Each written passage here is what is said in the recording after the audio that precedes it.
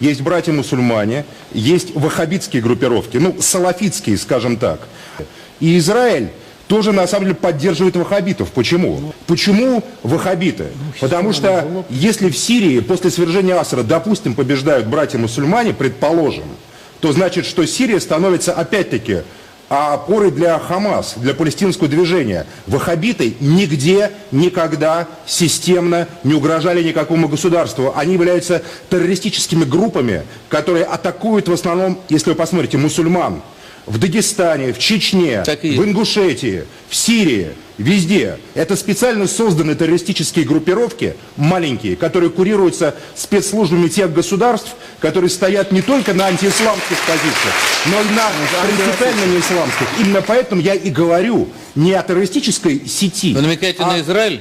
Я на США, на Великобританию, на Израиль, например. Почему нет? Если принцип «дружи через соседа», который израильская политика декларировала, потому что вот теракты в Ираке, смотрите, в Ираке убиваются ежемесячно тысячи людей, уничтожаются, взрываются шииты, взрываются автобусы паломников, взрываются святыни. Об этом никто не говорит, будто так и надо их убивать.